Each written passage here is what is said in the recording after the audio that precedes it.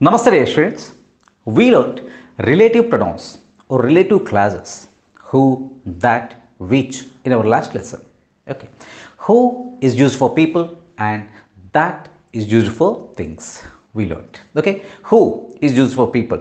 The little girl who sat next to me ate sweets all the way, the whole way. And I don't like the people who backbite.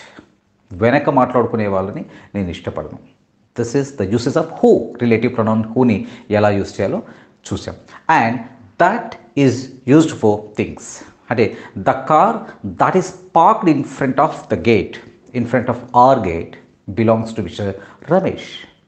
And the dress that I bought yesterday was not very nice. ఇలా మనం నేర్చుకున్నాం relative ప్రొనౌన్స్ని. And now in this lesson we are going to learn some more things about relative pronouns, who, that, which and what. ఈ లెసన్లో మనం వాట్ని గురించి కూడా నేర్చుకుందాం. ఓకే. అండ్ ఈ రిలేటివ్ ప్రొనౌన్స్ విషయంలో చాలాసార్లు ఈ దట్ని, హూ, దాట్, విచ్ని వీటిని తీసేసి కూడా మీరు కొంతమంది యూజ్ చేయటం మీరు ఆల్రెడీ చూసే ఉంటారు. ఫర్ ఎగ్జాంపుల్, నువ్వు కొన్న కారు మా ఫ్రెండ్దే.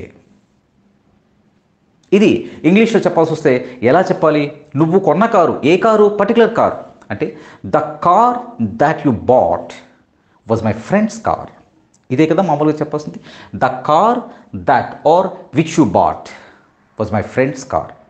అయితే ఇంగ్లీష్లో ఇలా చెప్పరు.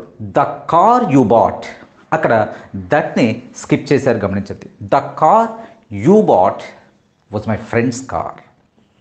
ఓకే. అంటే we left out the relative pronoun here.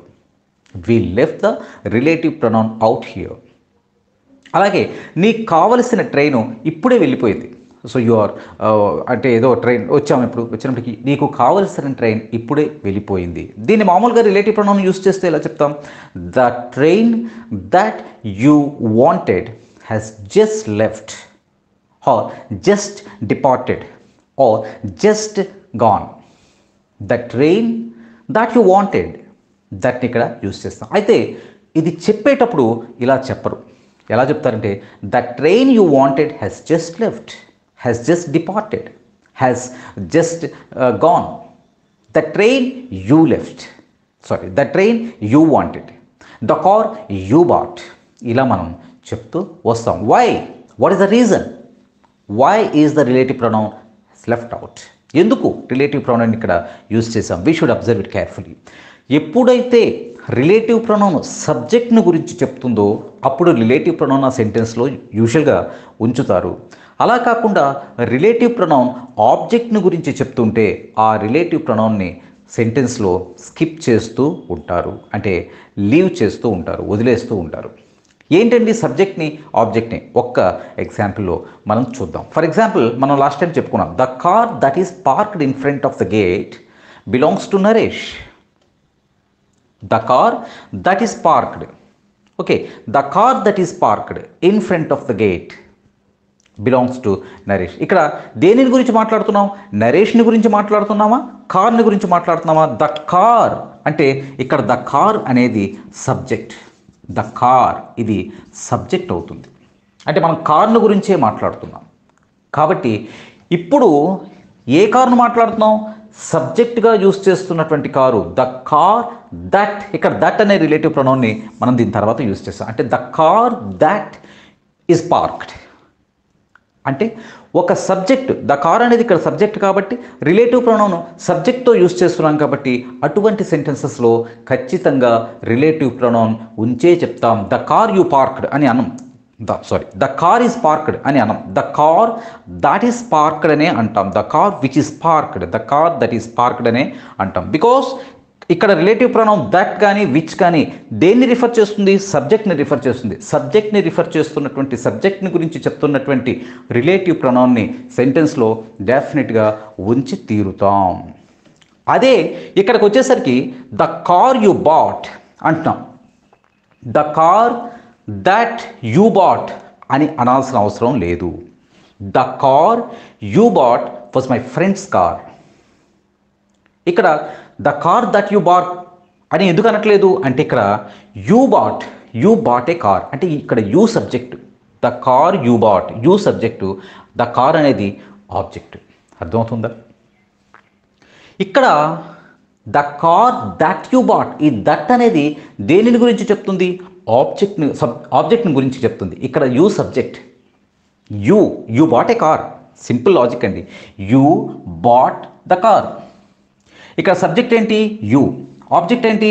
Car, right. కాబట్టి ఇక్కడ మనం సెంటెన్స్ ఎలా చెప్తున్నాం? The car you bought, that you bought. ఏదైతే చెప్పినా పర్వాలేదు, కానీ యూజువల్గా ఎలా చెప్తారంటే ద కార్ దట్ యూ బాట్కు బదులుగా ద కార్ యూ బాట్ అని అంటాం. ఎందుకంటే ఇక్కడ ద కార్ని గురించి మనం మాట్లాడుతున్నటువంటి రిలేటివ్ ప్రొనౌన్ ఎప్పుడు ఆబ్జెక్ట్ని చెప్తుంది. ద కార్ దట్ అనే రిలేటివ్ ప్రొనౌన్ దేని గురించి మాట్లాడుతుంది? ఇక్కడ యూ గురించి మాట్లాడట్లేదు, ఆబ్జెక్ట్ అయినటువంటి కార్ గురించి మాట్లాడుతున్నాం. కాబట్టి ఆబ్జెక్ట్ను గురించి చెప్పేటటువంటి రిలేటివ్ ప్రొనౌన్ని సెంటెన్స్లో స్కిప్ చేసేస్తూ ఉంటాం. We often leave it out. ఎలా అంటే the car you bought was my friend's car, అంతేగాని the car that you bought was my friend's car అని అనము. అర్థమైందా?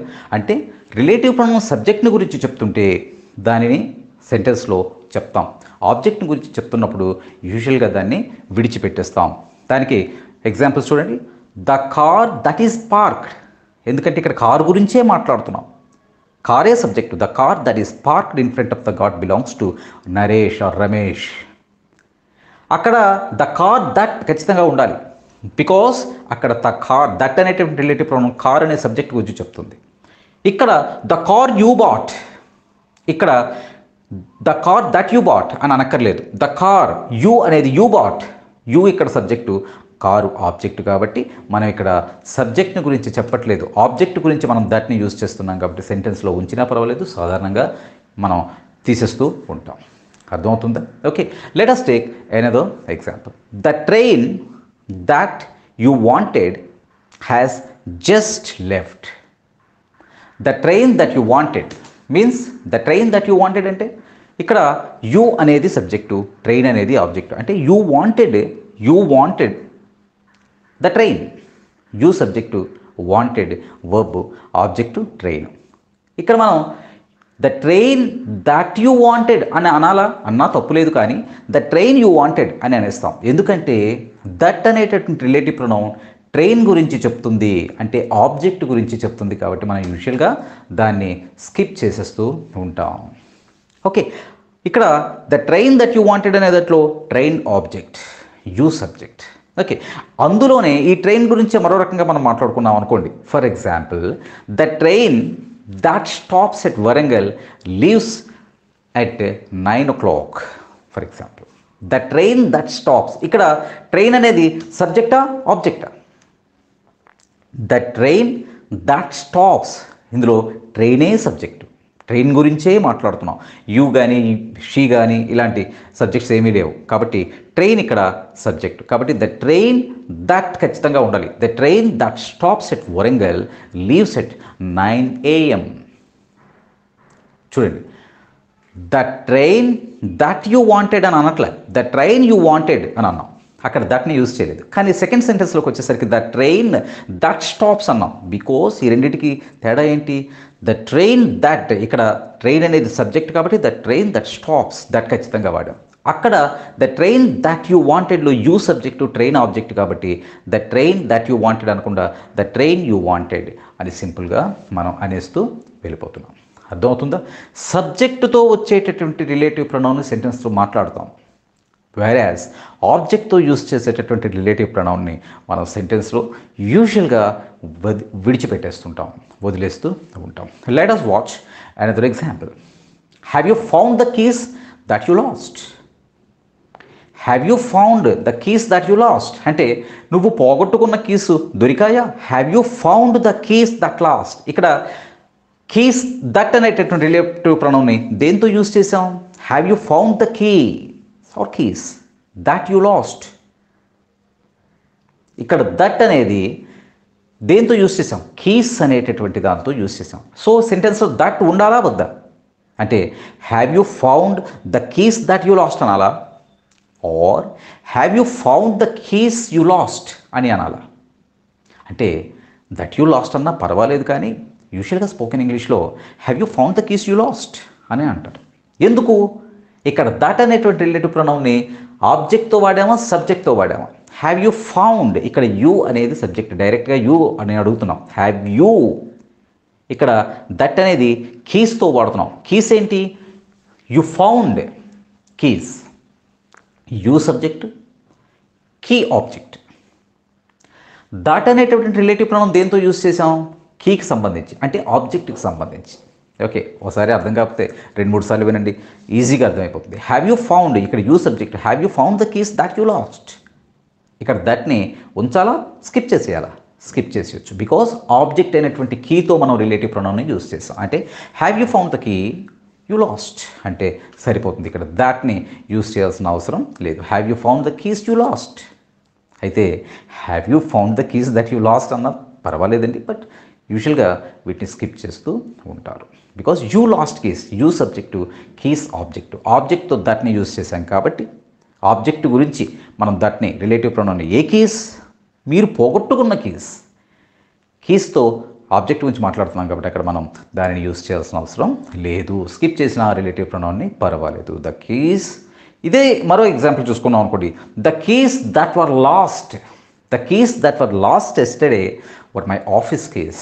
ఇక్కడ మనం the keys that were lost అని అంటున్నాం, అంటే దాని అర్థం ఏంటి? ఇక్కడ the keys that were lost అంటే ఇక్కడ కీసే subject. The keys that were, ఖచ్చితంగా దట్ని అక్కడ యూజ్ చేయాలి. Where is the packet that I saw this morning, where is the packet that I saw this morning. ఇక్కడ ఏంటి? ప్యాకెట్ ఆబ్జెక్టా సబ్జెక్టా? మనం దేని గురించి మాట్లాడుతున్నాం? Pack. Wear is the pack that I saw this morning. ఇక్కడ ప్యాక్ గురించి మాట్లాడుతున్నాం. ప్యాక్ తర్వాత దట్ని యూజ్ చేయాలా వద్దా? యూజ్ చేయాల్సిన అవసరం ఉందా లేదా? Where is the pack that I saw, I అనే సబ్జెక్ట్ ఇక్కడ వచ్చేసింది కాబట్టి ఇక్కడ where is the pack I saw this morning అంటే సరిపోతుంది. దట్ ఇక్కడ యూజ్ చేయాల్సిన అవసరం లేదు. Because here the pack is object. ఆబ్జెక్ట్తో రిలేటివ్ ప్రొనౌన్ యూజ్ చేయకపోయినా మనకి పెద్ద ప్రాబ్లం లేదు, ఐ సబ్జెక్ట్ అవుతుంది. వేర్ యాజ్, అదే ఎగ్జాంపుల్ ఇంకో రకంగా చెప్తాం. Where is the pack that was on the table, where is the pack that was on the table. Table మీద ఉండాల్సిన ప్యాక్ ఏది? ఇక్కడ దట్ ఉండాలా వద్దా? రిలేటివ్ ప్రొనౌన్ దట్ ఉండాలా వద్దా? Where is the pack that was on the table. That I see అన్నప్పుడు, I saw అన్నప్పుడు ఐ సబ్జెక్ట్ కాబట్టి అక్కడ మనం దట్ని ఉంచిలా తీసేసినా పర్వాలేదు. వేరేజ్ ఇందులో మాత్రం ఉండాలి. Wear is the pack that was on the table. A pack గురించి మాట్లాడుతున్నాం? The pack which was on the table. Table మీద ఉన్నటువంటి ప్యాక్ గురించి మనం మాట్లాడుతున్నాం. ఇక్కడ సబ్జెక్ట్ లేదు, ప్యాకే సబ్జెక్ట్. ప్యాక్తో దట్ అక్కడ రిలేటివ్ ప్రొనౌన్ ఉండాలి.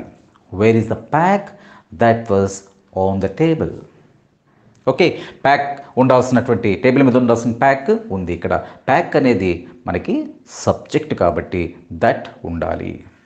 So what I'm going to say is, సబ్జెక్ట్తో వాడేవి, ఆబ్జెక్ట్తో వాడేవి రిలేటివ్ ప్రొనౌన్స్ రెండు రకాలుగాను వాడతాం. యూజువల్గా సబ్జెక్ట్తో రిలేటివ్ ప్రొనౌన్ వాడితే ఉంచుతాం, లేదా ఆబ్జెక్ట్తో రిలేటివ్ ప్రొనౌన్స్ అయితే సాధారణంగా సెంటెన్స్లో వదిలేస్తున్నాం. Okay, so far we have seen who, that, which relative pronoun గురించి నేర్చుకున్నాం. And now let us learn about what. What అంటే యూజువల్గా మనం ఏమిటైతే, ఏదైతే అనే అర్థంతో యూజ్ చేస్తామో అది వాట్ని యూజ్ చేస్తాం. క్వశ్చన్ వర్డ్ వాట్ కాదు ఇక్కడ. వాట్ అంటే ఏమిటి అని కాకుండా రిలేటివ్ ప్రొనౌన్గా వాట్ని యూజ్ చేసేప్పుడు ఏమిటైతే, దేనినైతే, ఏదైతే అనే అర్థంతో వాట్ని యూజ్ చేస్తాం. అంటే వాట్ అంటే ద థింగ్స్ దట్. వాట్ని యూజువల్గా థింగ్స్తో మాట్లాడతాం, యూజ్ చేస్తాం. వాట్ని రిలేటివ్ ప్రొనౌన్గా యూజ్ చేసేటప్పుడు ఏదైతే, ఏమిటైతే అనే అర్థంతో యూజ్ చేస్తాం. 2 ఎగ్జాంపుల్స్ ఇస్తే మీకే అర్థమవుతుంది. Okay, what he said made me angry. అతను ఏదైతే చెప్పాడో అది నాకు కోపాన్ని కలిగించింది. వాట్ హీ సెడ్, ఏదైతే అతను చెప్పాడో, what he said made me angry. ఇక్కడ వాట్ అనేది క్వశ్చన్ వర్డ్ కాదు. What he said made me angry, ఏదైతే అతను చెప్పాడో అది నాకు కోపాన్ని తెప్పించింది. And I gave her what she needed. I gave her, నేను ఇచ్చాను. ఏమిటి ఇచ్చాను? వాట్ షీ నీడెడ్, ఆమెకి ఏదైతే కోరుకుందో అది ఇచ్చాను. హెల్ప్ యువర్ సెల్ఫ్, యూజువల్గా హెల్ప్ యువర్ సెల్ఫ్ అనే వర్డ్ ఎక్కడ వాడతారో తెలుసా? హెల్ప్ యువర్ సెల్ఫ్ అంటే అదే మీరే కాస్త చేసేసుకోండి ఏదైనా పని. ఫర్ ఎగ్జాంపుల్ ఒక ఫంక్షన్స్లోనో దాంట్లో మనం సర్వ్ చేస్తున్నాం. ఓకే, సర్వ్ చేయడానికి అక్కడ అంతా బిజీగా ఉన్నారు. యూజువల్గా మనం అక్కడ ఒక పర్సన్ ఎవరైనా ఉంటే మనం యూజువల్గా ఏమంటామంటే మీరే చేసేసుకోండి సార్ అని చెప్పేటప్పుడు హెల్ప్ యువర్ సెల్ఫ్ అని అంటాం అనమాట. Help your self, take what you like. Help your self, మీరే దాన్ని కాస్త సర్వ్ చేసేసుకోండి. టేక్ వాట్ యు లైక్, మీకు ఏం కావాలో అది తీసుకోండి. టేక్ వాట్ యు లైక్, ఏవి కావాలో అది తీసుకోండి. ఏదైతే కావాలో అది తీసుకోండి. ఏమిటైతే కావాలో అది తీసుకోండి. What I learned in this course was precious. What I learned in this course was precious. ఈ కోర్సులో నేను నేర్చుకున్నది చాలా విలువైనది. వాట్ ఐ లెర్న్డ్, ఏమిటైతే నేర్చుకున్నానో.